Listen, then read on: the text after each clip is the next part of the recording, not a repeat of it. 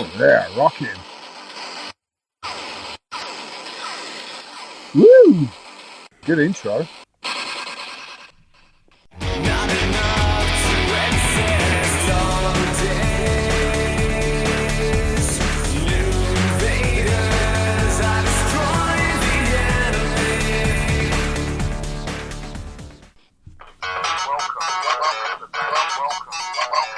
Do you like that? Yeah. Is that the music of it? Oh God, is that an Arduino or something? Arduino. Arduino? No, it's not, is it? Well, it's a programmable whatever it is. I just found it in the loft. I bought this ages ago, years ago. Forgot I had it. And you can sample sounds into it and music.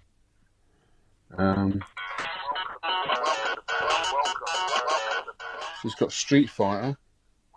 And it's got my voice sampled. My voice.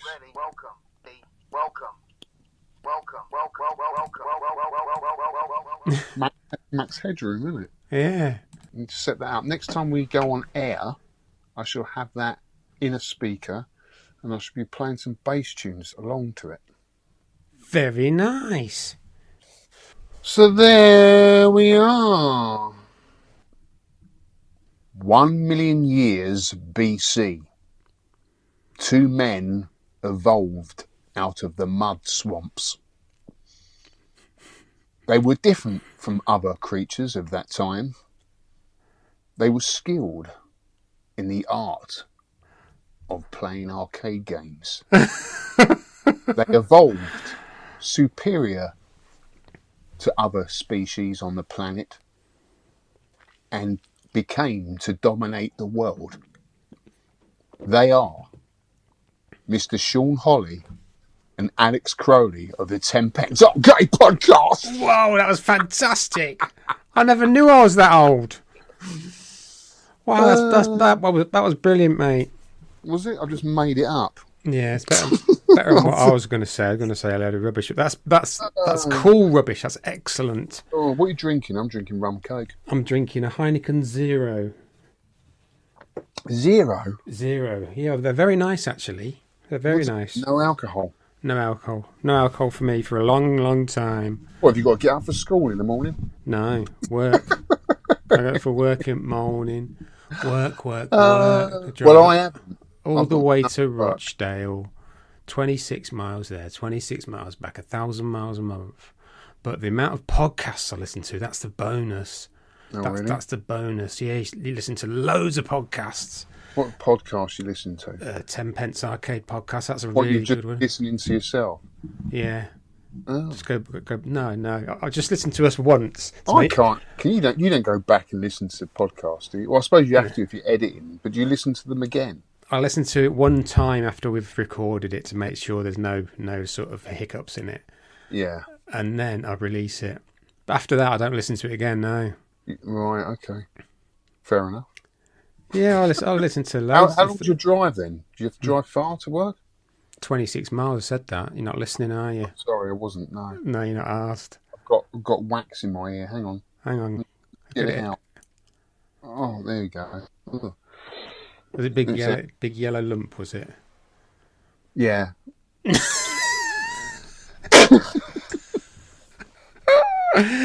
Oh dear. How you doing, me old I'm all right, yeah. Yeah. What have we been up to this last month anyway? Yeah, what you been up to? Well, I've got an apology to make off the bat because I kept missing Button's sidekick scores. I was speaking to Aid because Aid Skyway keeps a good track on our scores, and he wasn't there. And I racked my brains and I couldn't find him on Sidekick. And all of a sudden I was scrolling through my Sidekick friends and I've got him set as an enemy, so I won't see his scores. Oh, right. And I don't do that. Yeah, you can do that, but I don't. Why would he be an enemy? I don't do it. So I don't do it. So I was scrolling through all the sort of people. I got to Buttons, and there's a red cross on him. I thought that's what it is. That's why I can't see his score. So I switched that off, refreshed the screen, and there we have it. Buttons is back. So buttons. apologies to Scott Hassel for missing his score almost. How many For times did you miss it? How many episodes? about 7. He's got Oh God! no, no, just 2, because he said I put a score in Metal Slug, and then Yeah. Aid Skyway sent me a screenshot of Sidekick, and he's in there. For what is going on? And then I realised there's friends and enemies. So I went through and I had him set as an enemy. Sorry, mate. You were the only enemy I had, but now you're a friend. You're a friend for life. You are. If You know, if you you could if do I that. if I ever see you around, I'll buy you a beer. Bit of a pointless thing to have as an application in someone like that, isn't it? Why would you have someone as an enemy? I don't know if they're getting on your nerves. You can Yeah. block them out, I suppose, or I don't know. Yeah. Yeah, I suppose I could block you out.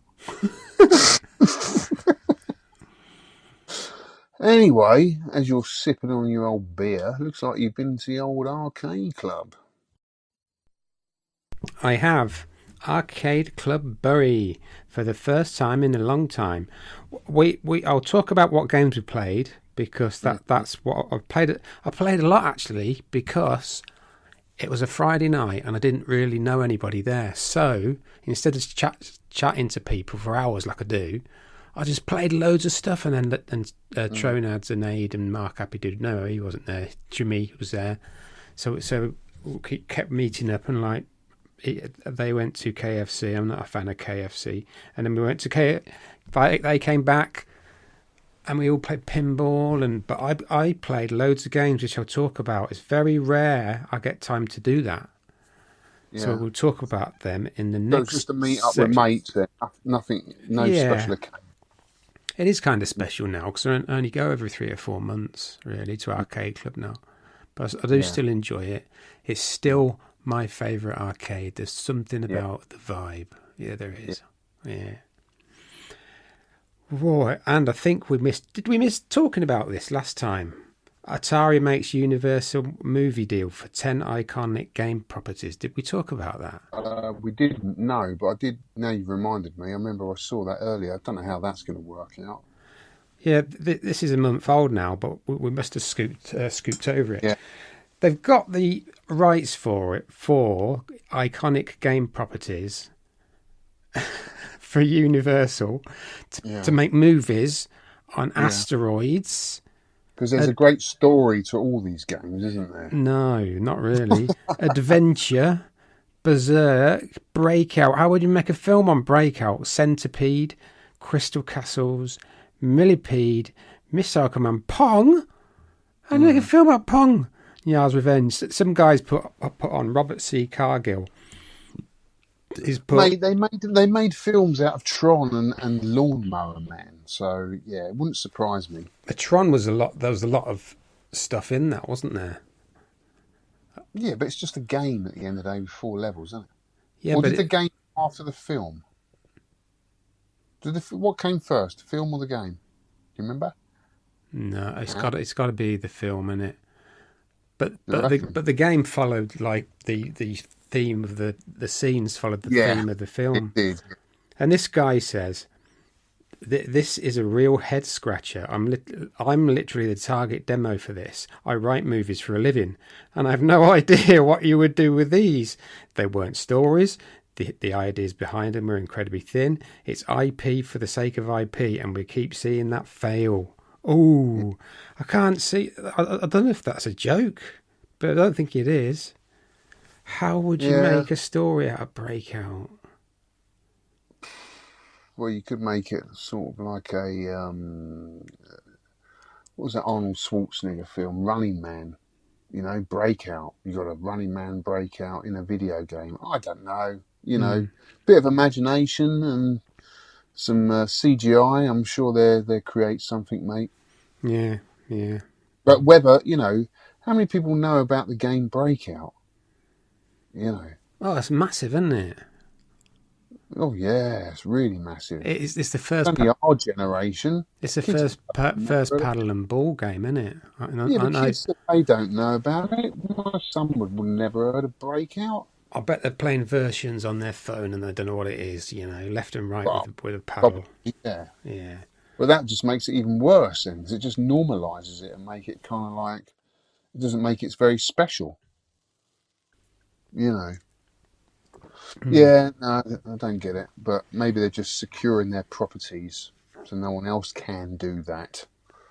Who knows? Who knows? But that was last month, so we missed it, but it's still relevant. I actually, when you put that list in there, I thought that was a list of games you played at the arcade club. So come on, tell me, what did you play? At Arcade Club, you're not going to talk about your best month. You want to get. No, I want to talk. I want to hear what you've been up to. Right, at Arcade Club Bury. I was playing, Arcade 2 Twin Racer. And I haven't seen it before, but I think there's 3 or 4 of them on floor 2 at Arcade Club. And your drivers are linked together. And you set off racing. And as soon as you bump or crash, the other driver takes over. So he's driving then. Oh, that's quite cool. Yeah, so you're both still on the same screens. Like a relay kind of thing. Yeah, kind of thing. And if you crash, you slow down and the other guy takes over the wheel. But as the passive driver, you've got to keep driving to keep up with him. And it's weird. Right. Is it it's good? Strange. Yeah, it's very competitive. What's it called again? Outrun 2 Twin Racer. Ah. Yeah, no, I've not played it, mate. Not played that one. So you can be going, you can get quite near the end, bump against a wall or a car, and it swaps the controls, the other steering wheel to the other guy, and then he takes over. It's weird, isn't it? What else did you play? Oh, I played 18 Wheeler. I used to play that on the GameCube, you know. Yeah. Really good game. Battle Garega, a fantastic old shooter. Was that in the candy cab section? It was that. That's an amazing room, isn't it? It is. It's great. I could spend all day in there with the shoot 'em ups. And Densha Go. Have you heard of this? No. It's a very big in Japanese train simulator. Right. And it's very relaxing. You've got a throttle. You set off from the station. You've got to get to a certain speed. Then you slow down, and then you can you can't do a lot, but it's massive. It's massive in Japan. You've got to. It's like Lunar Lander. You've got to be really careful on the throttle and just sort of mind your speed. And boomerangs were big in Australia. It doesn't mean we do it here. I know it is massive in Japan. You know what I mean? Densha Go. Have a look at it. I will put a link in the show notes. When I say that and I forget to do stuff, I'm going to put it in now. Cultural thing. Densha. Did you enjoy it? Yeah, I did. Me and Jimmy were playing it. Yeah, it's very slow. You can see how well they would like it. You can look at the scene as you go past, and I don't know if you've got to wait and then get passengers on, and if you go too quick past the sort of ramp where they get on, then you're penalised. It's that kind of thing. You don't get people jump in front of the train, do you? No, I don't think so. We wouldn't want that, would you? And lots of pinballs. I played my favourite Godzilla, and I was playing Game of Thrones as well with somebody, Jimmy, I think, or Tronads. I can't remember who I played with, but yeah, and a lot of pins. I've just put them too. What have you? Do you want to go back to the not the best month for me section, mate? No, it's been terrible, mate. It's been terrible. It hasn't been a great month for me, no. Yeah, my poor old Uncle Gerald passed away, which was a bit sad. But I don't know what to say really. I mean, it's family thing. Everyone has someone in their family life that's passed, and it's a sad thing to see. But all you can do in these situations, and I try and do it every single time, is just draw the positives. Just celebrate the life, remember the good times, and on these occasions, it's the only time really where the family gets together. So it was nice, really, just to meet up with me cousins and stuff that I haven't seen for ages. So that was nice. That was really nice to touch base with them, because they haven't been through a good time either. So Yeah, I had that at the beginning of the month, not long after we did the other podcast. And yeah, I don't know what else to say there. Really, it's just I just thought I'd mention it because it was my Uncle Gerald, who I absolutely loved. He was such a good man. He was a Brentford football supporter through and through. He loved the Bees. He used to go and watch Brentford all the time. Not that I was that interested in football, but that was his life, you know. And so I just thought, he was just such a good soul, and he was always someone that had time for you and asked about you and what you were doing with work and all that kind of stuff. So, yeah, be sadly missed, me old Uncle Oh. Gerald. You know, Yeah. the Bees. Did they actually push the football? What did they do? The Bees. Yeah, Did you need about 50 of them to push a football? That would be interesting to watch, wouldn't it? yeah. Is that the sort of name and the nickname of the club? Obviously.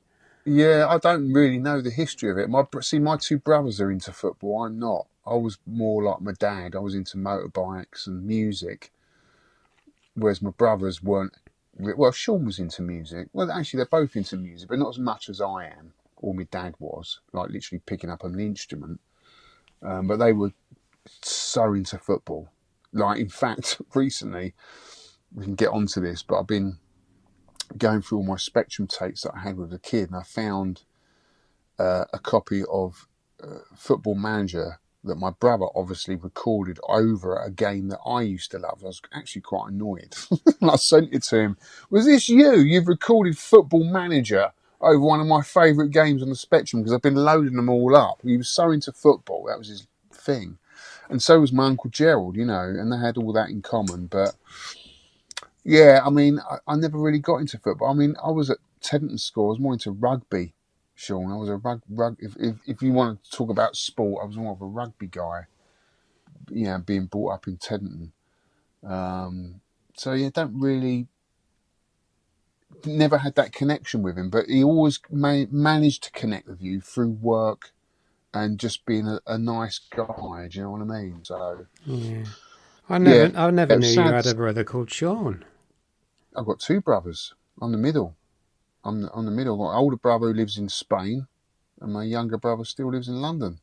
See, I didn't know that after all these years. I didn't know you had. And you didn't know. It's because you never ask. You never So you ask. got two brothers, mate. Sean, who lives in Brothers, Spain. yeah. Yeah, got two brothers. Yeah, went out to see him last year. I'm sure I mentioned that last year. I went out to see my brother.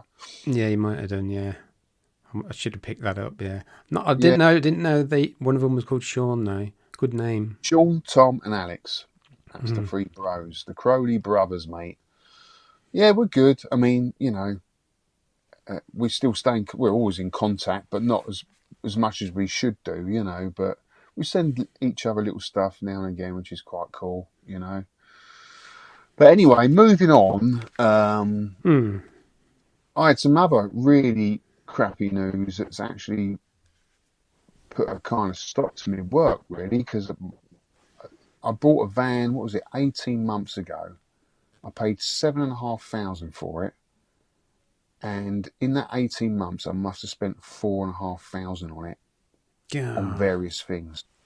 And it's Wow. just been last week that it was making a rubbing noise. So I went down to Oles. He had an arcade meet, and all the way down there, it was making a weird rubbing noise. I thought, I've got to get this in the garage when I get back.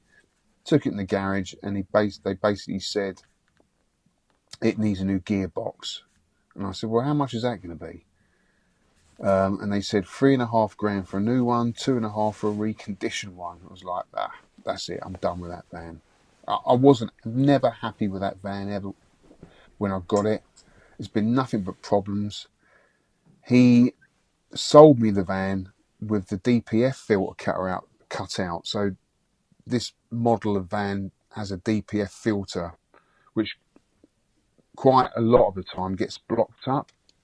So instead of what most people do, instead of getting it fixed, they cut it out, and then probably take it to a dodgy MOT garage to run it through. But it needs that DPF filter in to pass the MOT.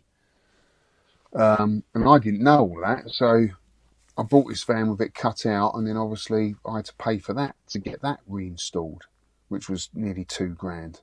So it's just been ongoing financial stress. So I'm glad to see the back of it, to be honest with you. So all this week, I've been sat at home, mate. I haven't been able to do anything. The van's out on the road.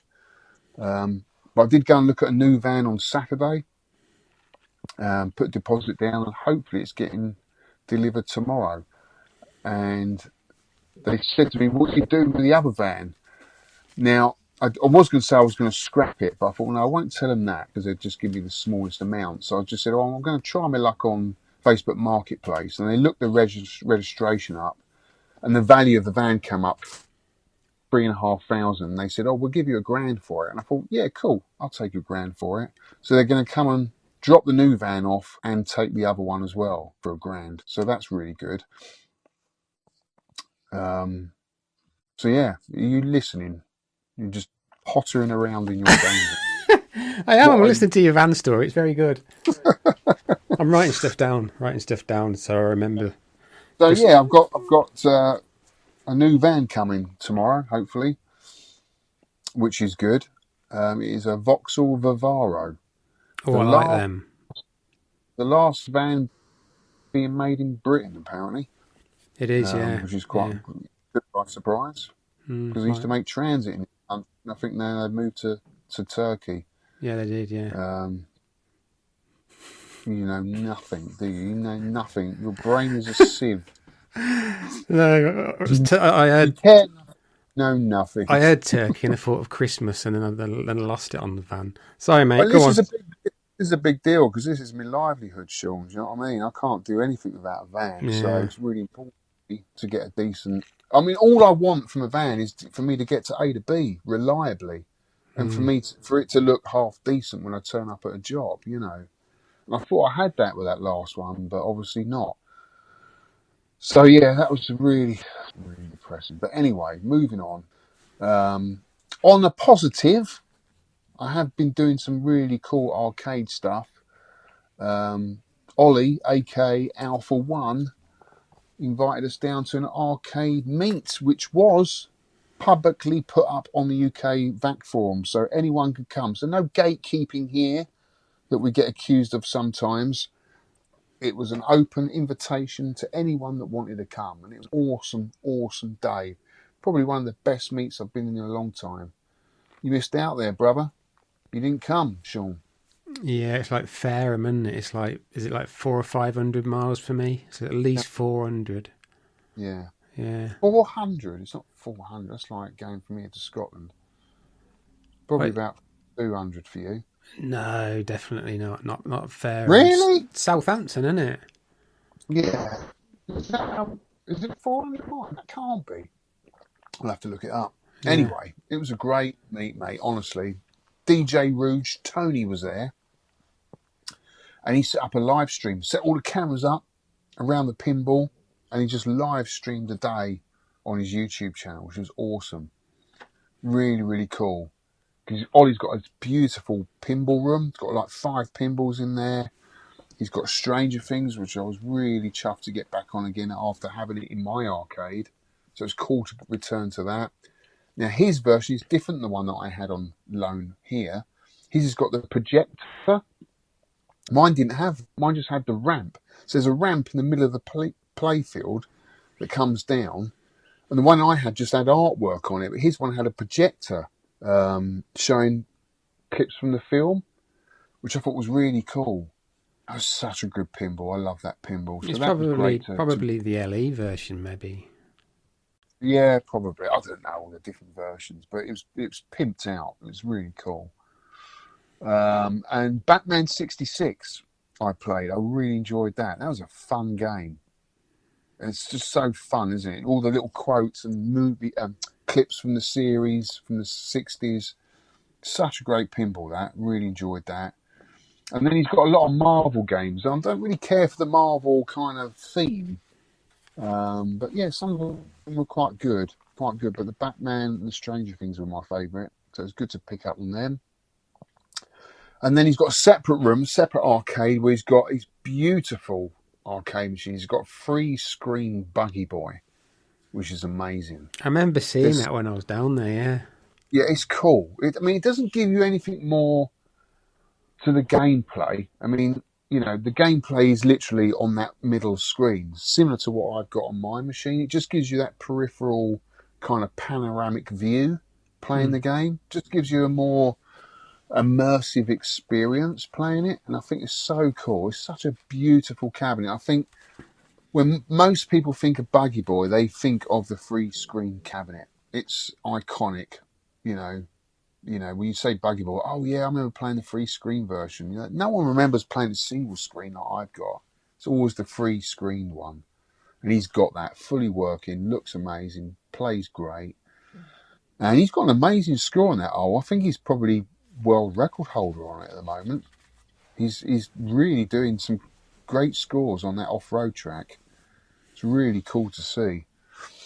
What else did I play? He's got a beautiful Densha cabinet.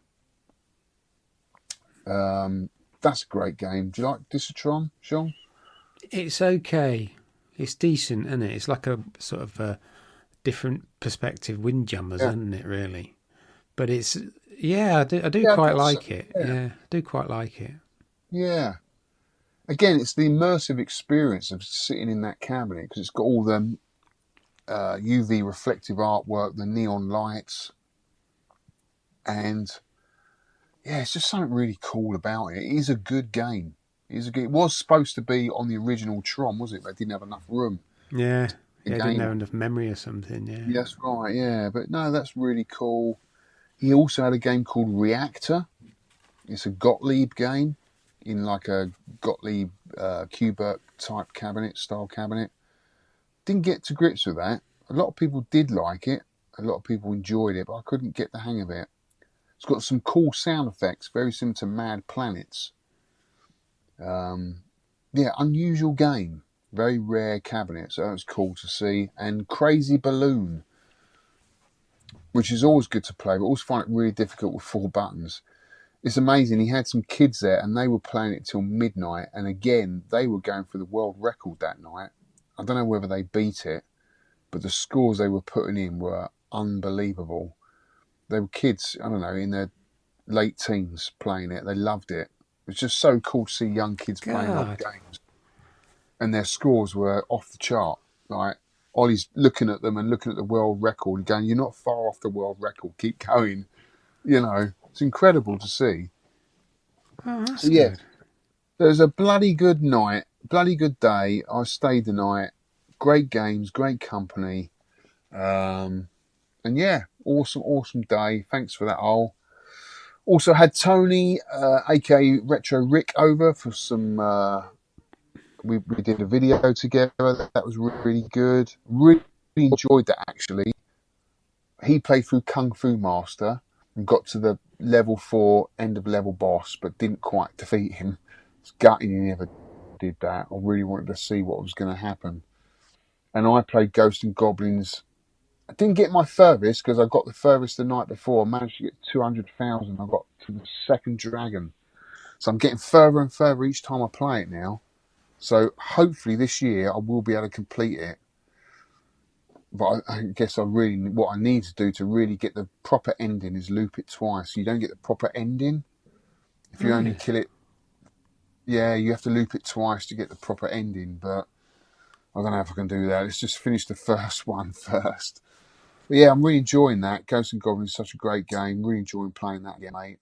And last of all, I've been picking up the bass a lot more recently, and I've actually gone back to having some bass lessons because I've been struggling to find someone decent in this area, in this vicinity, that is good. But that's not half of the main problem. Is actually just finding anyone. No one really teaches anymore. I think most people learn off YouTube or whatever. I don't actually like that. I like that one-on-one tuition, and it's just really hard finding someone that's really good, that's really into it and really passionate about it. Because I've been to other teachers and they're just not. They just don't inspire me. You know, you turn up there, they've just got a basic setup. Because I remember when I was like 19, when I first went for my first bass lessons, the guy had all the kit. He was like so passionate into music, had all the kit, all the recording gear. He was a whiz on the bass. He had this awesome Washburn headless bass. He was just so cool, and I was just totally inspired by him. I just find it really difficult today to find a decent teacher that's inspiring.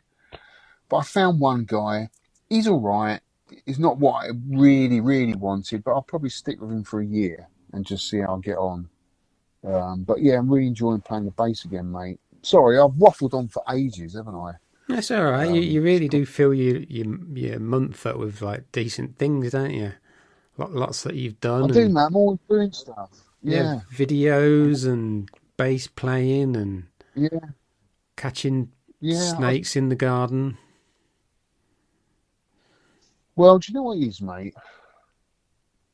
I mean, I'm not a lot of people. You know, you can sit on your phone for ages, can't you? Or you can sit on the telly, just flick through, and then before you know it, the evening's gone. I made a conservative decision this year to be more creative, whether it be making YouTube videos, playing games, which I think is creative as well, and playing music, playing on the guitar, or just doing something instead of just sitting. I don't want to waste my life away. It's so easy to sit there scrolling through your phone, and it's like, what? You're just watching other people doing creative stuff.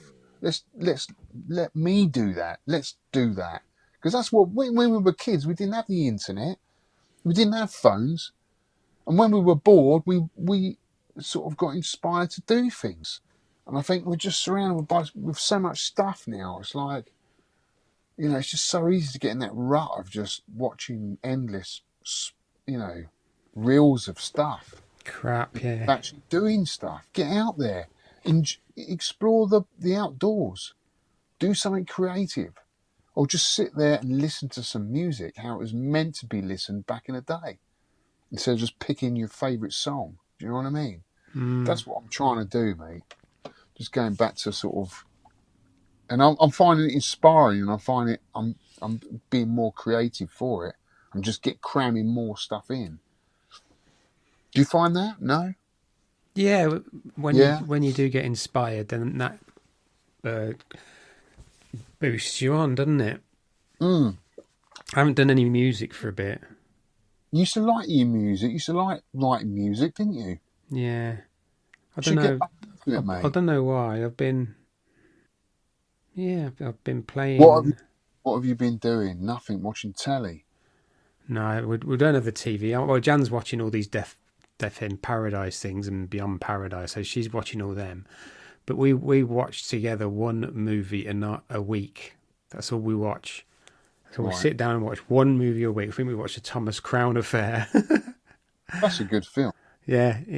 What, the original or the one with Pierce Brosnan? Pierce Brosnan, yeah. It's really good. Yeah, it's really good. Yeah, it's a good film. The original's really good as well, if you ever want to watch Steve McQueen. Yeah. Is it? Good. I think it's Steve McQueen. Might not be. A great film, though. Enjoyed that. Yeah. Well done. Well done, mate, for all your stuff. Yeah, I've already said the games we've been playing. You've been playing... Dangerous Seed.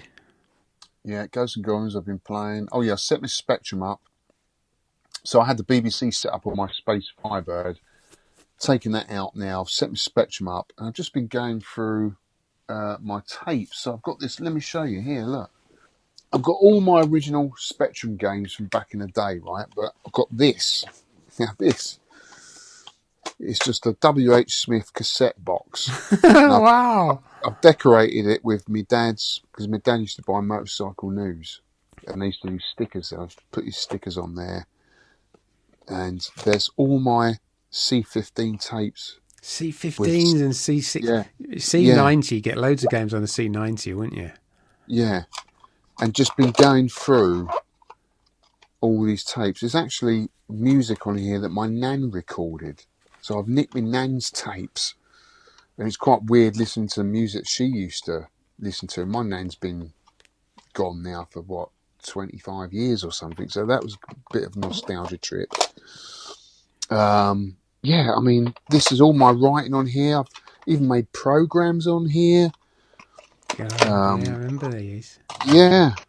So much, just going through it all, mate. Seeing it's The frustrating thing is a lot of it doesn't load up. It's really difficult to get a lot of them to work. My mate Tetley sent me a Walkman, which does get some games to work, but you can't hear the monitor level. You can't hear whether the game's about to load or not. So I've got another one, which is an Ingersoll. Is it Ingersoll? Ingersoll. Yeah. And it's got a monitor level, so you can hear, when when it starts to load, which is handy. But it's so difficult to load up, mate. That's been really frustrating. I guess that's what it was like back in the day, wasn't it?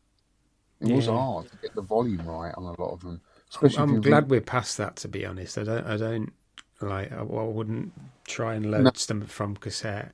You got the Spectrum archive, haven't you? What's it called online? It's like every Spectrum game, every flyer, it's called something. The trouble is though, mate, I don't remember the games I used to play. I used to play a lot and I can't remember the names of them.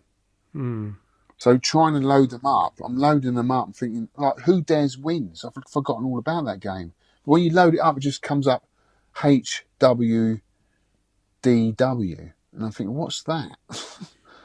It does the loading screen. Oh, it's Who Dares Wins. I've forgotten all about that game. Let's try and get it to work. Doesn't work. So on that, once you know what the game is, then I will need some sort of emulation so I can just go straight to it. But it's just been fun going through all the tapes, mate, really, to be honest with you. I played Wheelie. I haven't played that for ages. That holds up today, Wheelie. Enduro Racer, another great Spectrum game. Is it really? Huh? How does that play then? Enduro Racer? Plays great. Does it? Plays great on the Spectrum. Yeah, really, really good. You're definitely worth playing, mate. It's got a nice kind of, you can lean the bike over, you can get your knee right down on the bike, and it's got these really nice bumps in the road. Yeah, it's just great. It's a lot better than the Commodore 64 version, which looks terrible. They've done a great job, done a really good job of that. Enduro Racer, great port. I loaded up Fairlight and Avalon. They're two sort of adventure games that I remember playing as a kid. Couldn't get either of them to work, which I'm gutted about. Kingy from the RGDS, he loves them. He loves them games. I think it's Avalon, one of his favourite games. Really good. Couldn't get them to work though, unfortunately. And I've still got the original boxes for those. Still got the original games that I bought with my paper round money. And last game, I've been playing Samurai Showdown 3. I've put down 2 here, but I've actually been playing Samurai Showdown 3, which is supposed to be the best of that game in that series. Trying to learn it and trying to get good at it because I've never put the time into it.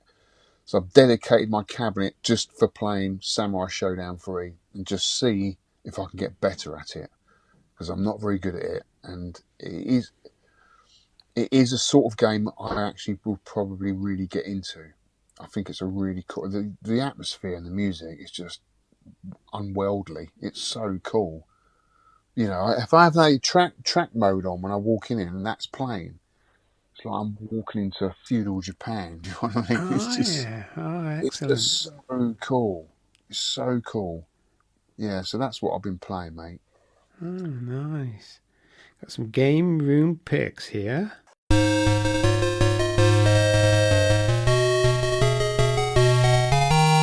Game room picks. This is your game room. No, it's Ol's game room, sorry.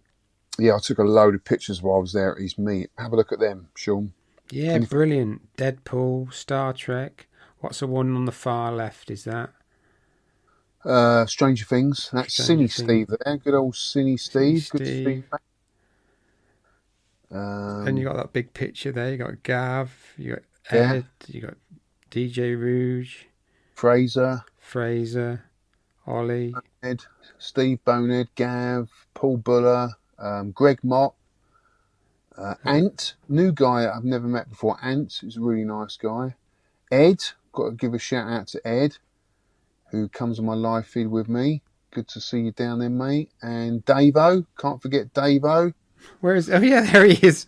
Dave O with his Imagine t-shirt on. Yeah. That was good to see you, Dave. He was in good spirits that weekend. And Gary Woodruff, far left, and Tony DJ Rouge. All top guys. I mean, it was such a great weekend, mate, honestly. Such a great bunch of guys. Great to hang out with all of you. It really was so cool. Look at the games room, though, Sean. It's got Cloak and Dagger. Who played that? Is it like a twin stick thing? Oh, you got me now. I can't remember. I quite like the game, but you need to put a bit of time into it, suss it out. It's a maze kind of thing, isn't it? Yeah. These games look pristine. Look at that blaster. I mean, they're just so cool. Look at that. Look, he's got Disatron and Buggy Boy back to back there. Look, isn't that so cool? Food Fight, Millipede. He's got a iRobot, but unfortunately that was down. I mean, that's such a rare game. They made 500 of those Atari iRobots. And that one there is the one, I can't be 100% certain, but I'm 99.9% certain it is the one that I played as a kid. God. Because me and Old picked that up from Acton, which is only like 4 miles up the road from Twickenham. If they only made 500, I'm pretty sure that would be the one I played as a kid. Unfortunately, it was down. Williams Blaster. He's got a Aztarak, which is actually a really cool vector game. Yeah, just look at that Buggy Boy, mate. It's amazing. I like that Duramold on the blaster. Yeah. I played that in Galloping Ghost. It's kind of like Williams' lost hidden gem, I think. Yeah. I've never put the time into it. Is it a good game? Yeah, it's decent. Yeah, it's like a 3D shooter, I think. Yeah. It's a cool cabinet. I think that Duramold is quite rare, isn't it? Yeah. Yeah. It is. Yeah. It's a 3D shooter. Yeah, it's clever. Yeah. Reactor there. Look at that cool Reactor game. So yeah, cool pictures. Oh, amazing games room, and that's just a fraction of his collection. You know what I mean? He's got so many games. He's got a Speed Racer down there, hasn't he? Yeah. Is that Lunar Rescue at the end? It is, yeah. Yeah, love that game. No, you do. It's a great game. Yeah, he likes his Taito, does all. Yeah, it's cool. Anyway, moving on to podcast pickups. Podcast pickups. Jimmy gave me these, right? Giant custard cream sandwiches, ice cream sandwiches. All you have to do is add ice cream. I thought that's a bit silly. And then he sort of made this joke about he put the ice cream in and it's leaking out the packet. But I got into them. I put some silly pictures on here, me, just to me making an ice cream sandwich. But then I got a good idea because they're really tasty, kind of sugar-ridden baked biscuit. So I got one of them, and I got the ice cream out of the tub, and I scooped it onto the ice cream wafer and ate it like that. So when you're in a restaurant and you get your pate and then you get some bread and you get the pate out of the posh cup, which Dan does, and then spreads it on the bread. Yeah, that's what I was doing with the ice cream, and I would have done exactly the same, mate. It looks amazing, and it works much better. I bet you got a sugar rush from that, didn't you? Yeah. Oh, yes, I did. Yeah. I've got no pickups really. Well, what have I picked up? I got some more of them actually. They do bourbon ones as well. So you have to get chocolate ice cream for that, maybe. Oh, nice. Nice. Yeah, I picked up a new van. Well, actually hasn't arrived yet.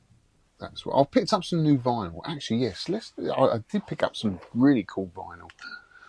Oh yes, Smashing Pumpkins, Simon's Dream. I've been after that for ages. What a classic album. Simple Minds, New Gold Dream. What an album. Oh, such a cool album. The bass playing on that is amazing. Are you a Simple Minds fan, Sean? No. No, and some more Van Halen. Van Halen 2 and Van Halen FUCK. Yeah, I'm always picking up vinyl, mate. Love me vinyl, love me records. Sitting here, putting a record on and just potting around. Love it. You got some decent speakers as well, I suppose. I have, yeah. Well, I've got those neon ones and I've got 2 down that end of the games room as well. So, yeah, it fills the room nicely. Oh, nice. That's it, I think, isn't it? Shout outs. Friendly shout outs. Just a big shout out to Oliver Mosesi, aka Alpha One, for hosting another fantastic meet, and everyone that came and made it a day to remember. You guys rock. Yeah. Oh, I've got a pickup. Yeah. We've got a pickup. We got. It's a washing machine.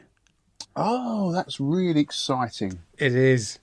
What are you going to wash in there? Your arcade T-shirts? Yeah, the old one, we had it for so long, like 15 years. And you can look what's going on the internet, but we went to a shop and talked to a real person, and she said, yeah, because we're getting black on everything. He says, that's the bearings going. You're getting grease from the bearings that go in the washing machine. Chestnut, yeah, I know that old chestnut. Yeah, so eventually we swapped it. So I got a new one today. And it's like it uses lots less energy, and it's faster, and it looks nice. Hasn't got loads of gadgets on it, has it? No, I don't like that. No, you want it simple. Because at the end of the day, all they do is go round and round. Yeah, it just astounds me. You know, when you go and look at these washing machines, they're trying to sell these washing machines of all these different temperatures and all these different cottons. It'll have a list of things you can wash in it, like your pants, socks, temperatures, speeds, and it's like, mate, it goes round and round. That's all it does. Oh, right? Yeah, we like that. The machine doesn't know whether you've got pants in it or socks in it or jeans in it. It's still going to just go round and round, you know. So I just really want one knob that just goes round and round. That's it. Yeah, you've got speed and you've got heat. Yeah, it's a load of rubbish. It's just another thing of trying to sell you. Another thing that will go wrong. More computer stuff that goes wrong. You've got a quick wash if you haven't got like dirty clothes. You've got I get that. Drain and there's loads of settings on it. Yeah. Yeah. And obviously the temperatures make a difference, but you don't need all this other stuff. No. You know, 'cause at the end of the day, all it does is go round. The machine doesn't know what you're putting in it. You know, so it's just another thing they're trying to sell you, and another thing to go wrong, in my mind. In my experience of owning so many washing machines that have gone wrong, and it's not the actual drum that goes wrong or the mechanical stuff, it's always the computer stuff. And I've just heard today, like, most of the breakdowns in cars today, it's not the engine that's going wrong, it's the computer. Because there's just too much stuff on them now for them to go wrong. The engine's fine. The engine runs forever, but it's all the computer stuff that goes with it. All the gadgets you've got going on that you don't need. Do you know what I mean? I've got the Seat I got is technology version, so it's a big screen, and I use that for Google Maps and my music. So you can split the screen, so I can see what music's playing or podcast, and I love that because it's just that is a gadget. Well, it's not a gadget; it's necessary, really. Yeah, but you don't need a big screen, do you? Yeah, you do. Yeah, this is distraction. This is like a size of like a 9-inch, 10-inch tablet. It's great. It's crazy, mate. It's crazy. Well, my new van has got an inverter in it, so I can actually run this. So I can run 240 volts. So I could actually stick an arcade machine in the back of my van and run it. God, I'd have to probably keep the engine going, but I could do it. That's mad when you think about it. Why would it have that? Because I'm planning to take Al's Arcade on the road.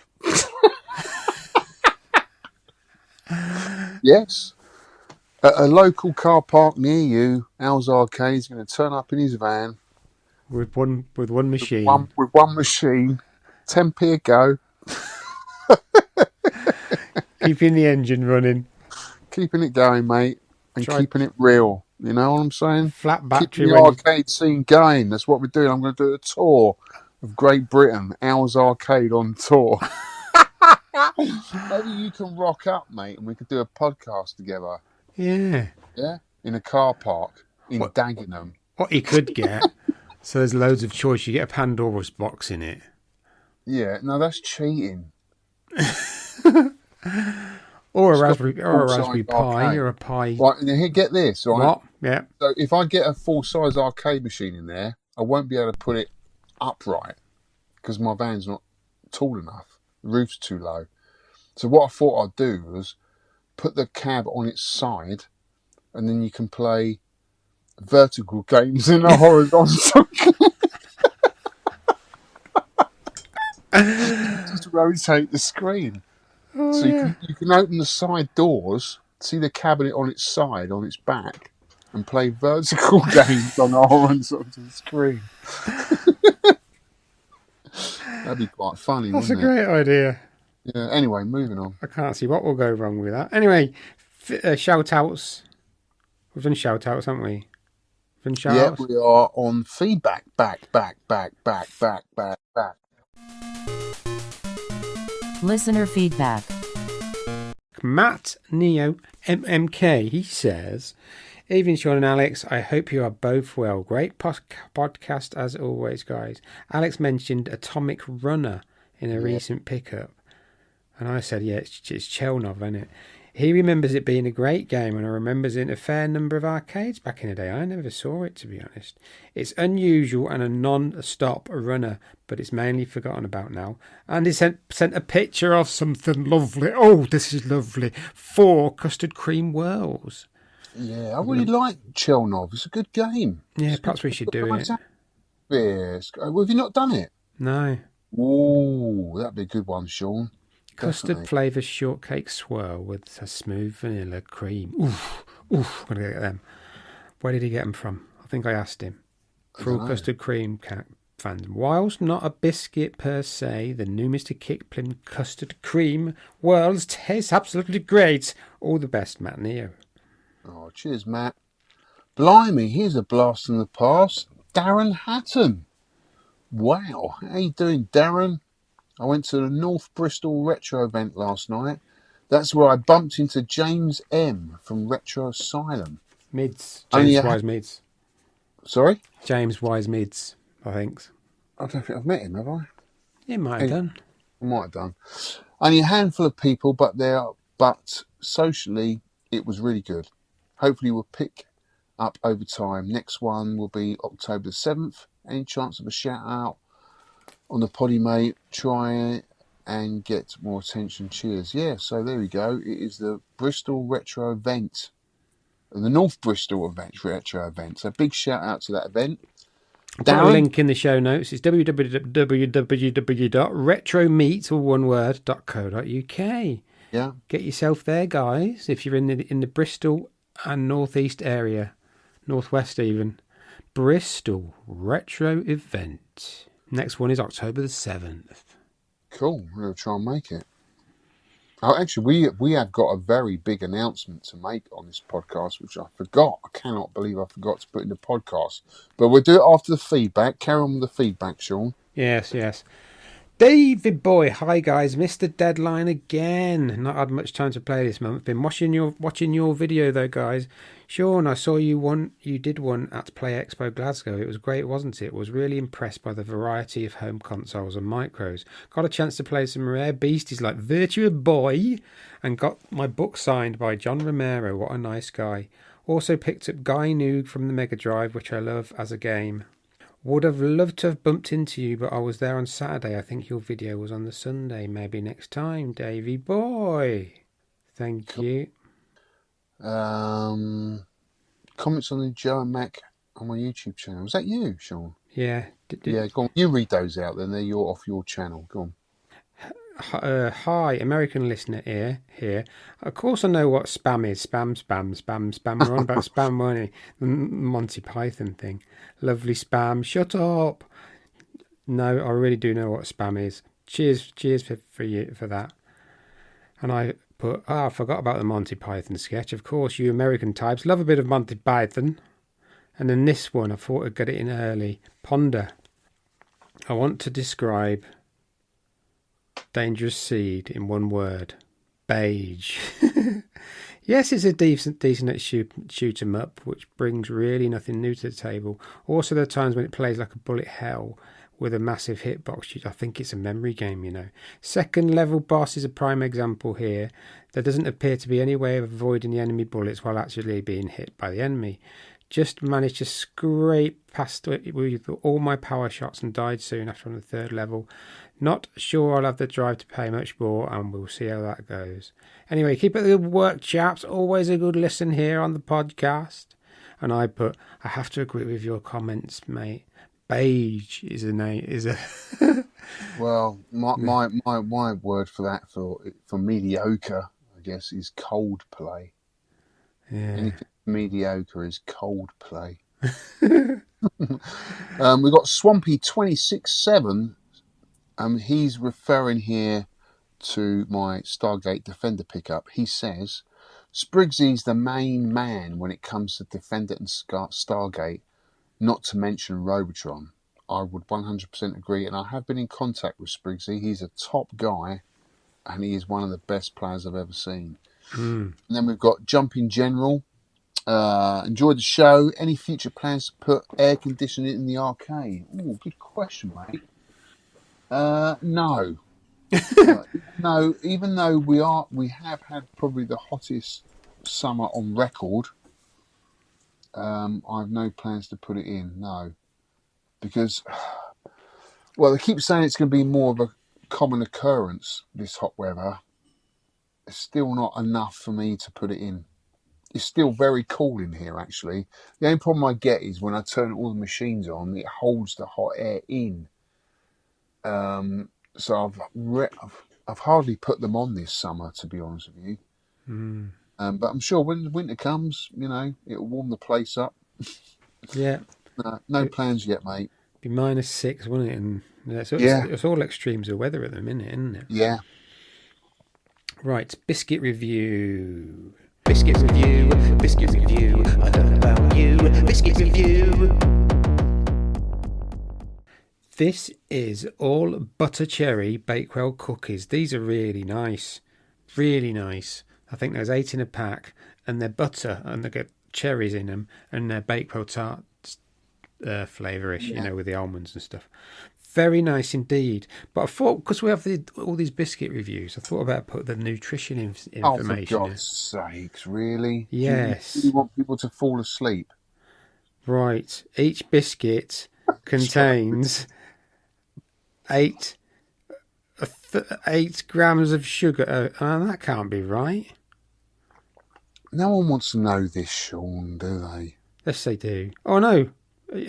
Per 32 grams of sugar per 100 grams of cookie. Yeah, I'll put that in the show notes. It's nutritional information now you get from 10 pence. So you don't have these if you're on a diet, really. No, well, everyone knows 55 grams of sugar in the packet. Oh, my God. That's good, isn't it? Anyway. Well, I think everyone knows it's a treat, and there's not a lot of good in them anyway. Yeah. But yeah, I mean, for certain things, obviously, I do look at nutritional, what do you call them, fixtures on the back of the box. But I think when you're eating sweets and stuff, we all know it's pretty much full of sugar and fat, don't we? Yeah, we do, yeah. Not good for you. But yeah, they look nice, mate. Cherry Bakewell. I love a cherry Bakewell, don't you? Oh, yes. Oh, yes, yeah. I like it. it. She said that old man. I've got some in. I get them quite often from shop, cherry Bakewells. Oh. Ooh. Mr. Kipling's cherry Bakewell. Oh, he makes a good nunny, that lad. Oh, yes, he can cook up a storm. Right. Musical memories.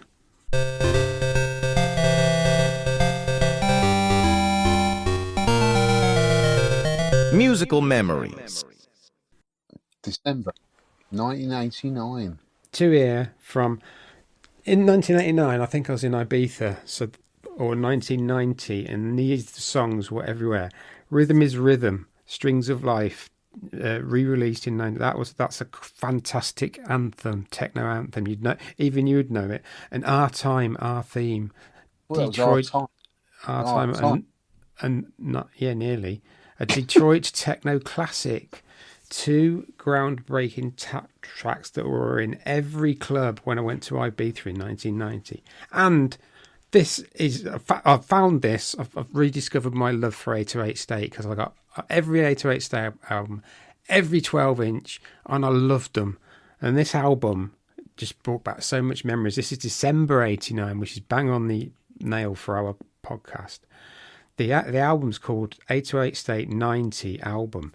I've listened to it twice, once in the car and then another time in the car. And really good quality techno, nice tunes, decent like vocal call outs on it. I've gone all pinball there. But yeah, what a great album. You know, for me, like the beats, the tunes, and the actual atmosphere of the track, everything's there on the full album. It's brilliant. It's absolutely excellent. I think they did one before this called New Build, and I think it was more like an acid house album when they was like experimenting with stuff. But this one, 1990, and the one after EXL, they're fantastic albums, and they carried on into the 90s. And I forgot how much I loved them. I'm going to get a playlist in the car of all 808 State albums and just listen through it, because some of the later stuff I don't think I've heard. Anyway, what have you been listening to, mate? Yeah, I do remember some of their tracks. I think it's the Pacific 202, is it? Yeah, that's the famous one. Yeah. Yes, that's the one that got into the charts. At the time, I was definitely not into it because I was into my rock. But if it's something I could possibly listen to now, definitely. Because I did actually put that on the other day, funny enough. I thought, yeah, this is all right. And I remembered it. But what I was listening to, I struggled with this month of this year. I guess I looked at the charts, I looked at the rock charts. I was probably listening to Lenny Kravitz. He brought out his debut album. That was really good. Let Love Rule. Motley Crue, Kickstart Your Heart. Loved a bit of Motley Crue. That was a big album for them that year. And yeah, just trying to jog some memories of 89. It's so vague. I think I was working at Kew Gardens. I worked in Kew Gardens for a year. God. For Gosling Builders. So this was a major project they were doing in Kew Gardens. I was working as a bricklayer in there for Gosling Builders, and they had the contract to rebuild Victoria Gate, which is the main entrance into Kew Gardens. So if you ever go there to Victoria Gate, which is the main entrance, you'll see two big piers. I built those two piers with a guy, Paul. I remember building it. It took us about 2 weeks. They're massive piers. They're about 15 foot high. They're massive. So I built them. I remember doing that. And I remember building, because I was an apprentice at the time, they had us build all the manholes. When they put manholes in now, they use plastic. But back then it was all brickwork. And you had to build like 2 skins of brickwork, and it was called water bond. It's a strange bond. There's basically 2 skins of brickwork, and there's a gap in between. You have to fill it up with cement, and then they do a test to make sure there's no leakage. So I was building these manholes, and these were no normal manholes. These were like 10 foot, maybe 15 foot deep, massive. So you'd be down this hole for like a whole week. Just building yourself out of it, putting little steps in it and building yourself out of it. I'll never forget that. That was quite incredible. It was an amazing place to work, Kew Gardens, because there's like an underground network of tunnels and laboratories and stuff like that, where they're saving unique and rare species of plants and stuff. unbelievable place to work. I worked in there for a year, which was quite incredible. I'll never forget, actually, one bloke got his foot run over by a dumper truck, and he had steel toe caps on. And if he had normal boots on, the dumper truck would probably have just crushed his bones. But because he had a steel toe cap on, the metal in the toe cap ended up cutting his toes off. Oh, no. Yeah.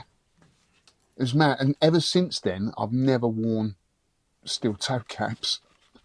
Because I'm just frightened if I ever walk, and I have done this, I've walked out in the road and had my foot run over by a car. I've actually had that done because all my toes are broken on my right foot through karate and God knows what else. But yeah, from that, I've never worn steel toe caps. If I have to go on a site with steel toe, I won't go on a site. Simple as that, for that reason. They're not steel now, not some kind of Or reinforcer. maybe they are, but I won't wear them. I find them too heavy.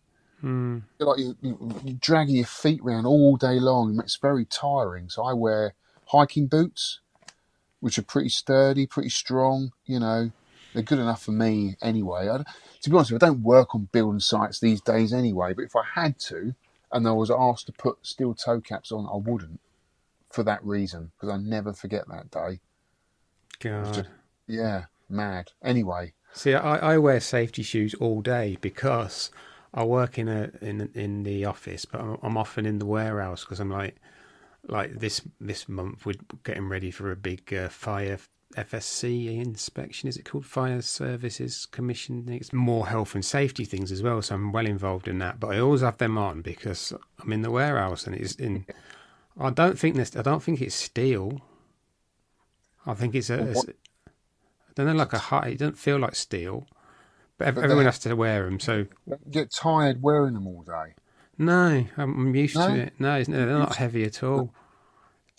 I just don't find them they're not comfortable to wear. They're always like the cheapest boot with steel toe caps. I just find them uncomfortable, heavy. They don't fit well. And when I'm at work, and if you think about it, you spend most of your time at work, don't you? And you're on your feet all day. You want to be wearing something that's comfortable, light, because it can have effects on your posture, Sean, as well, your back and stuff like that. It's very important to have decent shoes. Oh, yeah, these are very, very good quality. Yeah, and I just find them they're like moon boots. You just feel like heavy and tired. Can't wait to get them off when you get home. So, yeah, I don't wear them. I know, all right. Anyway, boots. Go on. Moving on to featured game of the month review. Feature game review. It's December 1989, and the game is Dangerous Seed. This is a vertical scrolling shooter arcade game developed by Namco and Tose in 1989 for Japan only. It runs on Namco's System 1 hardware and was later given a port to the Sega Mega Drive in Japan of the year later in 1990. It's an 8-way stick game with 2 buttons. And you can use it is an auto-fire game, isn't it? Yeah, it is, yeah. Great. So the story goes, it is the 25th century in the Earth.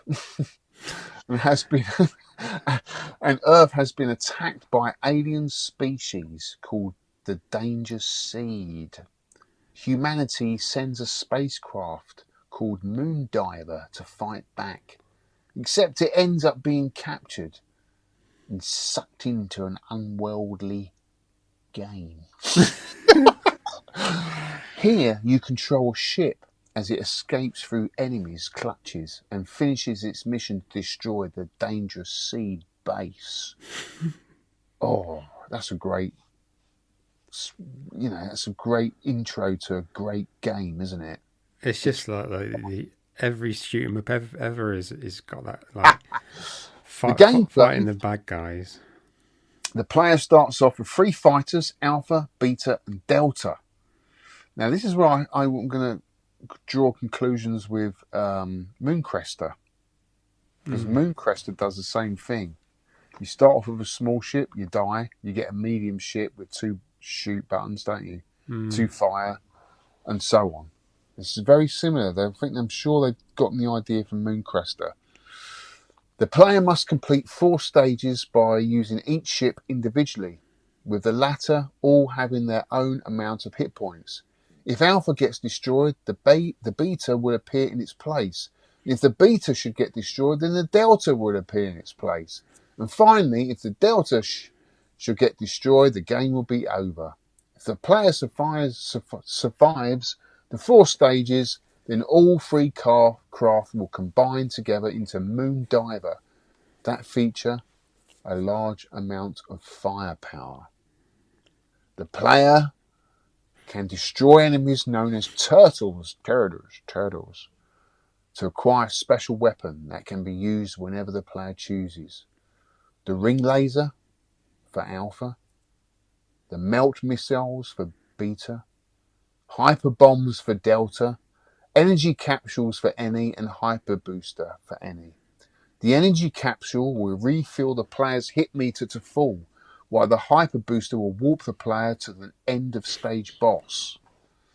Oh yeah, you get that speed up bit, don't you? Yeah. Yeah, that's a cool bit of the game. I love that. Speeding through the galaxy, shooting everything down. Yeah, man, space cowboy. See, I think you get them ships at level 4 or 5. You don't see them otherwise, I don't think. And then there's a cutscene or something I didn't get there where all the ships join together and you get this massive ship that fires the green lasers and your normal lasers, the green rings all the time. So that helps, but I never got to level 4. That's cool, mate. I think if you persevere with it, you would enjoy it. Oh, I did. I tried a lot, but... Yeah. Do you want to do the graphics? Yeah, the graphics has a very distinctive visual style. Yeah, I think they're poor. I think they're not very good at all. But it looks particularly alien without going for the usual shoot-'em-up tropes. In other words, it avoids R-type style of biological aesthetics for the H.R. Geiger influence. No, I think they're plain. I think they're plain. The baddies are okay. I don't think that the graphics are... A lot of the background is just blocks. Yeah, I'm not so keen on it. I just don't think it's inspired graphics at all. Sound effects are good though, yeah, like it says here. Yeah, I think the sound effects are cool. I can see why it's ported to the Mega Drive. It's got very Mega Drive sound effects. Yeah, I like the sound effects. I like the music. The music was futuristic, but it didn't change up as far as I can remember. I think the music was the same, if I'm right. At least for stage 1 and 2, it was the same sort of music. But it was kind of cool music. It wasn't irritating. It was background music. Sound effects were cool. I love the font in the games, futuristic. I like that. Yeah, I like the font. Yeah, no, I thought it was cool. Ports and sequels ported to the Mega Drive. The Mega Drive port makes some substantial changes. Instead of changing to the different forms after dying, the game uses a more traditional lives system in the first stage. You only control the alpha form, but as you progress through the game, you eventually rescue the beta and gamma forms, combining them for greater power. I've got to try this game out, Sean. I've got to get it for the Mega Drive. It sounds so cool. As you take damage, you lose some of the forms. But this can be restored through power-ups. You can also switch between weapons when in a combined form.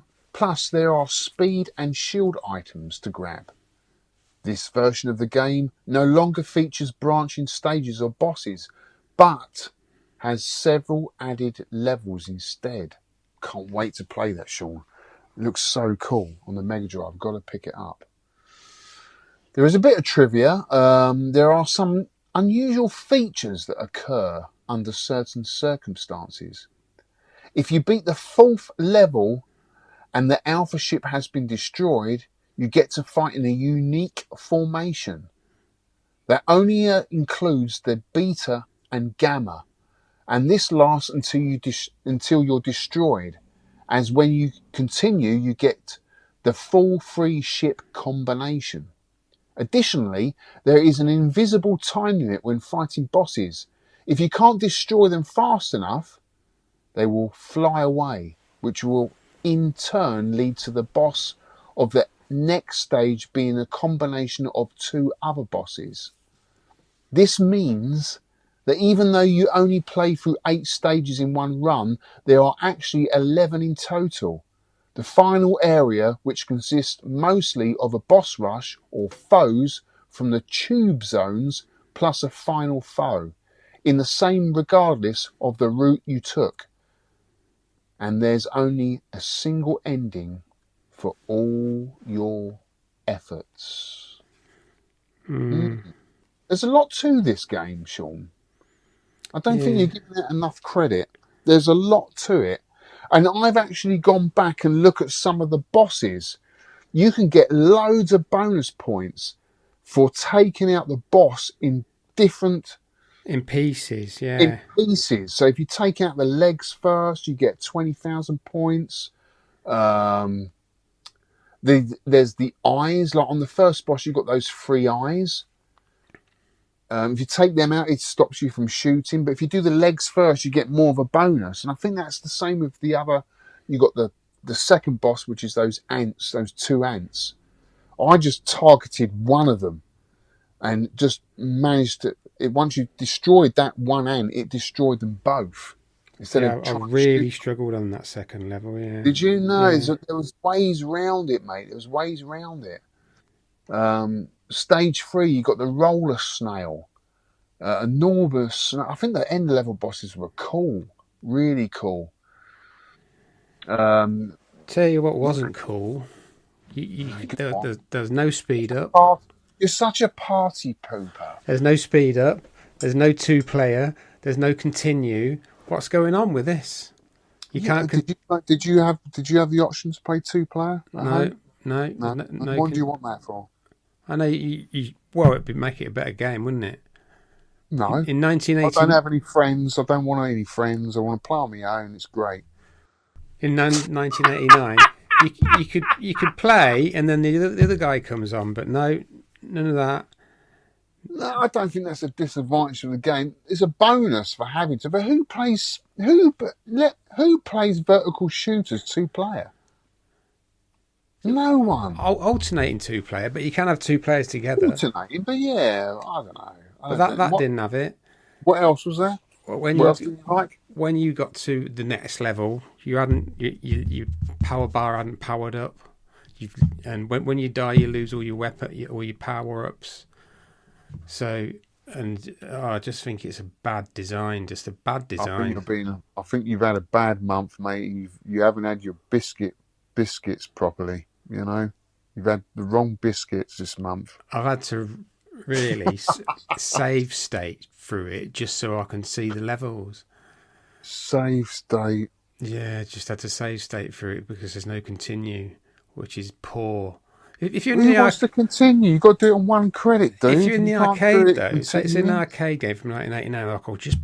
I'll put another coin in, but you start again. Yeah, but then what happens once you've say you got £1, right? You put £1 in it, and you keep continuing, and you finish the game. Would you ever go back to it? No, you wouldn't. Not as a kid. You wouldn't. You got to just do 1 credit play, and then the game becomes interesting. Because you're constantly trying to better yourself, get further. I know we do. We have no continues, but it would be nice to have the option. But you wouldn't do that, though. Not in an arcade. Well, if it was it looked good and you could put 10 pence in to continue the play and you carry on virtually in the same place, I would do. But it doesn't. It just finishes the game. Yeah. So I think that's a poor choice. Interesting. Yeah. Yeah. Okay. I ranted on that one, didn't I? Not a fan whatsoever. That's all right. Didn't like the That's all right. graphics, didn't like the sound. Well, sound was good. Yeah. But oh no. And some of the enemies are really... Some of the enemies, because the bullets are so fast, it's like a Sikio game. Some of the bullets are so fast, you've got to know where to be to dodge them. Well, I would say the only thing I didn't like is when you used a bomb, it didn't take any of the enemy fire out. Mm. The enemy fire was still floating around, even though you just did a massive nuke bomb, which in most games would obliterate everything on screen. This didn't. Mm. But anyway, we're getting to the score and what we think of it at the end. What is the high score countdown, dude? High score countdown. High score countdown. I'll put it on a phone, kids, because if I play it on my PC, the fan is too loud, and you can pick it up. So if I was looking at my screen, which is much better for the podcast, if the fan is too loud, so this Blue Yeti picks up the fan, so I have to look at it on my phone. Right, in 21th place is One Punch Ron with 111,350. 25th place is Basil the Same with 114,300.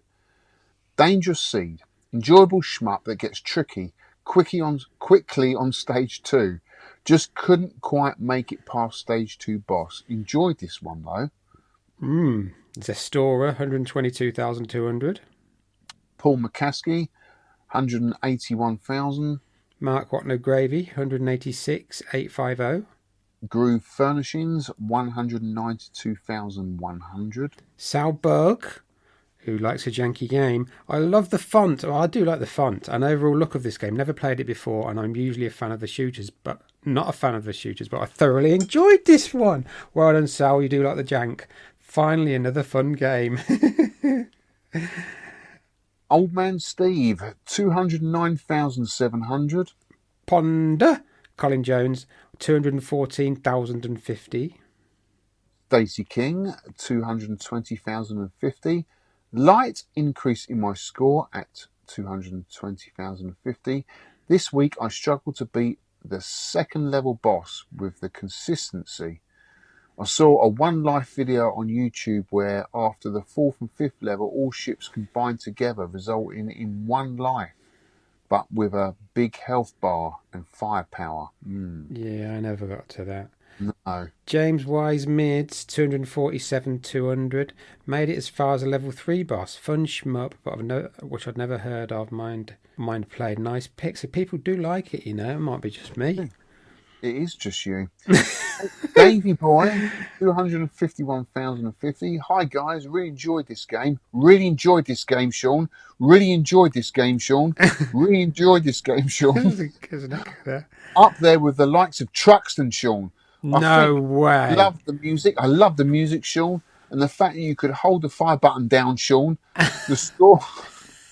No sore fingers, Sean. You can't beat a good shooter, Sean. And always the ones I go to first at Arcade Club, Sean. We will be there next month again with the RGDS guys. Can't wait. High score, 251,000. Keep up the sensational work. What an amazing game, Sean. Majok, 265,600. Me next. Best I could do. Best I could put up with. 266,250. Just beat Majok there. Mr. Messi, 274,150. Dangerous Seed. I once got a sesame seed stuck down in my gum next to a tooth. Nasty. However, the game is a lot of fun. Never heard of it before, Sean. This, to be honest, what was that? TPA? What's that? 10 pence arcade pick. Yeah, of course it is. 10 pence arcade pick, though, strange. Button Scott Hattle. Now he's not an enemy anymore. He's back on my score table. 321,500. He is Jimmy. 351,650. Great score, mate. Apologies, missed the last couple of games due to life getting in the way. I know, mate. Glad to be back for this one. With auto fire and easy-ish starting levels, it's quite a chilled game to play, Sean, until it isn't. Oh, loved how the ship got better with each death. Good find. Thanks, Sean. Alex, look at that. Alex at number 9, Sean. Oh my You're in the points there. You've got 2 points. I've beaten you at a shmup. Can you believe it? Can you believe it? 2 points at last. I've got 2 points. 354,500. Wow. Swamp Donkey 77, 366, 250. Oh, Nick Red 7. He gets 4 points with 368,160. Great score, mate. Rygar, 5 points, 513, 250. Mars Bar, this game is difficult. I don't know what that is. It might be a long thread that I've just snipped the bottom comment from. Jack Shelby. Jack Sauber. Jack Shelby. Jack Sauber. Jack Shelby.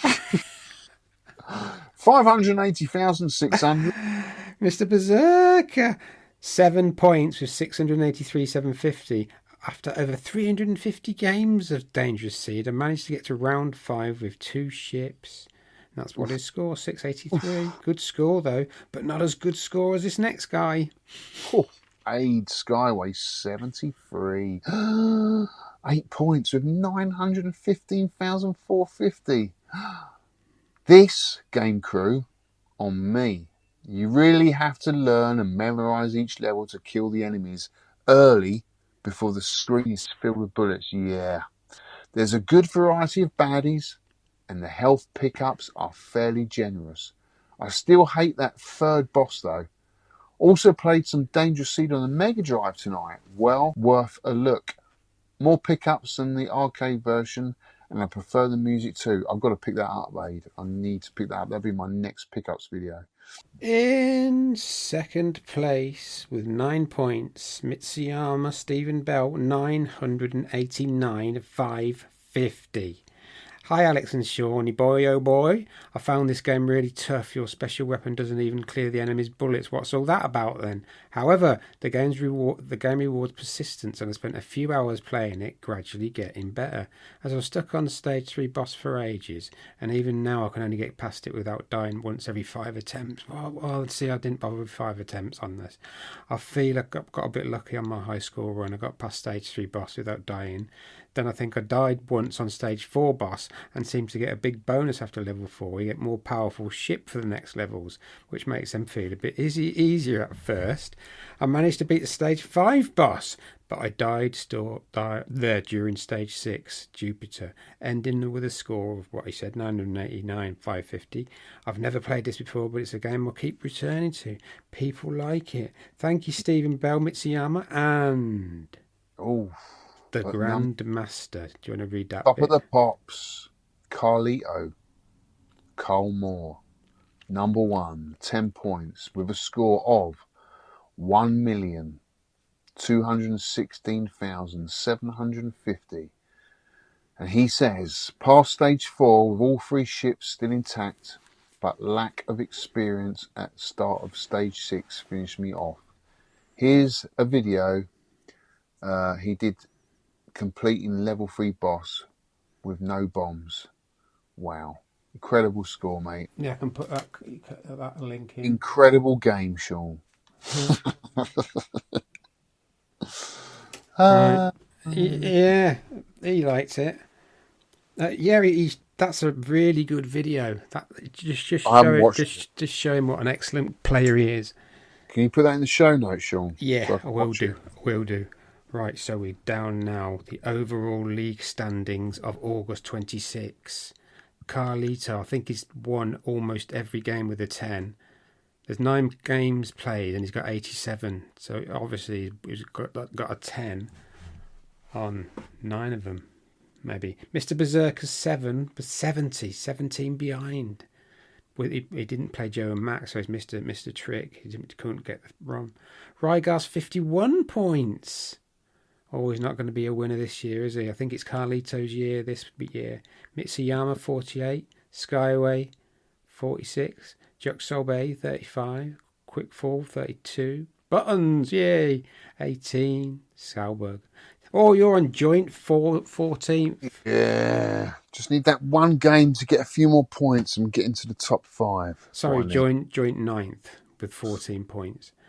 Then Majok, all on 40, all joint 9th. Joint 10th, One Punch Ron and Peter Rhodes. Here I am, joint 11th. There's 4 of us with 10 points. Mr. Messi, me, Ponder, and Brian Haribo all got 10 points, so we're at joint 11th, and then it goes on and on and on. But they're all on there. I think we've got about 67 players this year, which is pretty decent. Yeah. So every player that's played even one game is on the high score table. So keep going, lads. That's what we live for.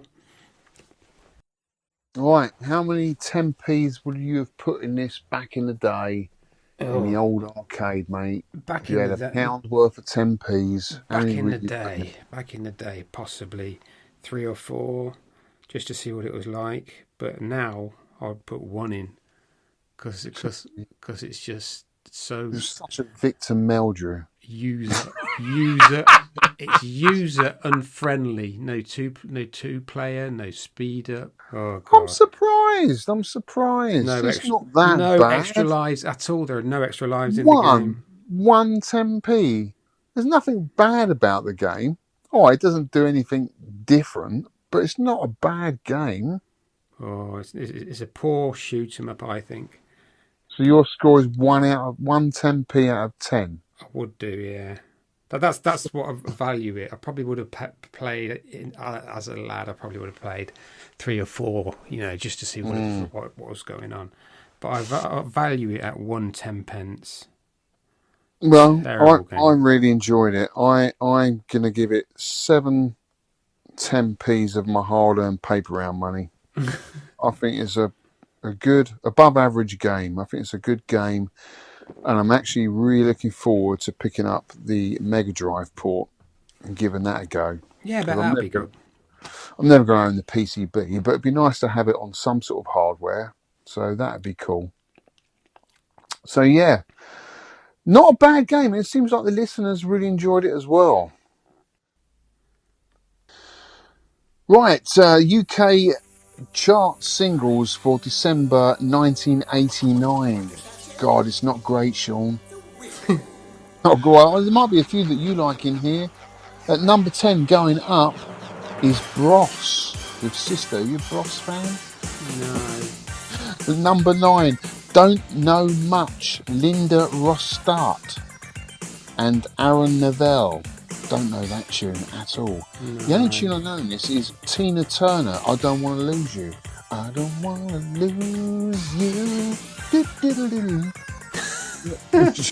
One.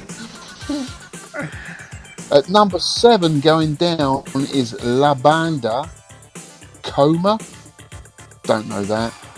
Going down at number 6 is Get a Life, Soul to Soul. 5, going up, is Dear Jessie, Madonna. 4, going up, is Donald, Where's Your Trousers, Andy Stewart. I remember that, yeah. You? I don't remember that. Yeah, Scottish guy. Is it? Number 3, When You Come Back to Me, Jason Donovan. And at number 2, Let's Party, Jive Bunny and the Master Mixers. And at number 1 of December 1989 is Do They Know It's Christmas, Band-Aid 2. Whatever that is.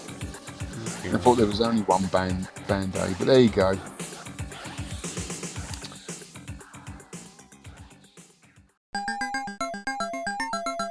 Next show's game.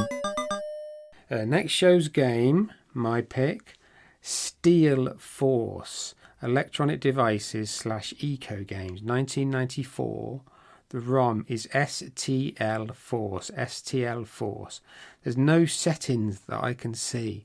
It's a very fast-paced maze shooter, and it borrows heavily from the Amiga game series Alien Breed. So if you like Alien Breed, which I loved on the Amiga, you'll like this. So it's very fast moving. It looks good. 2 players, two simultaneous players. Yeah. Have you seen that? Mind you, we won't be doing that. Obviously, our deadline is Saturday, the 19th of September for this one, lads. I think we've got September, October, November. We've got 4 more games to play. Who will catch Carlito now? Who will catch him? Well, we don't know. You can put your score on 3 places, please. Twitter, X, hashtag 10p score, 10p score. Sidekick app in the 10 pence club section. It is there. Email biscuits at 10 pence arcade ROMs. Get your ROMs whenever you can find legit arcade ROMs. Quite a few places now. It might be on the Switch or the Evercade or the Raspberry Pi or Antstream maybe. No continues allowed. Right. We have a big announcement. Which we have missed, yeah, God. Yeah. How could we miss it? It is UKVAC meet for 2026, guys. Really excited about this.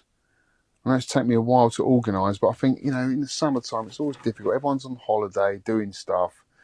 And I always think these kind of meets are better in the sort of autumn, winter time, when things are a bit cooler. So we're having a UKVAC meet on the 17th of October at the Pixel Busters arcade in Stoke-on-Trent. This is an amazing arcade. If you don't know what's there, go and check my video out that I did with John, who runs it. He's a great guy. We did a walk around of the whole arcade, and it is amazing. He's got some fantastic games. He really has. And I thought it'd be nice to change the UKVAC meet up, go to different venues, and just give other people a chance to host. And John's a great guy, and he would be a great host. I know he will. So the ticket options here, because he's only limited to 40 people upstairs, because it's on the first floor, and he's worried about the weight, he's divided it up into 3 sessions here. So if you want an all-day session, you go to the website, you buy the early session and you buy the late session. If you don't want to be there all day and you just want to be there for the day, it's £12.50 from 11 till 5. If you've got other stuff going on, I know the Crash event is on, do your Crash event, then come to Pixel Busters and do the late session for, again, £12.50 from 5 p.m. to 11 p.m. But if you buy both tickets, the all-day session is 25 quid, and with that you get food as well. So you're getting free food thrown in for the all-day session. And it's at Unit 11, the first floor of the Far Green Industrial Estate, Eldon Street, just off the Shell Street, Henley, Stoke-on-Trent. All the details will be in the description below the podcast. I will be doing a video on it on my YouTube channel, or go to UKVAC where I've posted there all the details where you can buy your ticket. Get them now though, guys, because they will sell out and we are limited. Like we're only limited to like 40 tickets, so it's going to be a great event. I'm going to do a video there of the whole day, checking out all the games that John's got. It's going to be a fantastic day, like we had at Time Walk last year, which turned out to be an absolute brilliant day out, didn't it, Sean? It did. So there you go, guys. UKVAC meet. Be there or be square. Also coming up is Pinfest on the 28th and 29th and 30th of August, this coming weekend. Yeah. So if you're there, get there. I've got all day. I've got a VIP pass, so I can go all day, every day. Yeah, Pinfest, Daventry Mercure Hotel, the bank holiday weekend. So we're going down on the Friday before, me and Tony, and then meeting up with people down there. Yeah. Will you be going? It's not that far for you, is it? It's not. I think it's only about an hour for me. I don't know. I'll see. It'll be a last minute decision for me. If I go or not. Possibly. I mean, it's more of a social for me to go to. Because I always find you don't really get the best experience with the pinballs at these events because they're just it's so noisy there. You can't hear the sounds and stuff. But for me, it's more of a social. So yeah, possibly I might go, mate. We'll see. Okay. Well, there you go. A game I wasn't a fan of, obviously, but people liked it, so people liked it. I think I was just disappointed. It was a Autofire game, which I love, but just if you see like other games from 1989, like Arbor Lester and them kind of shooters from 1989, like so much better. But anyway, don't matter. I'll stop moaning, and it's good to podcast with you, fella. Yeah, cheers, Sean. Take it easy, dude. Cheers, Alex. Have a good one. Take it See you easy, later, mate. See ya. Bye-bye.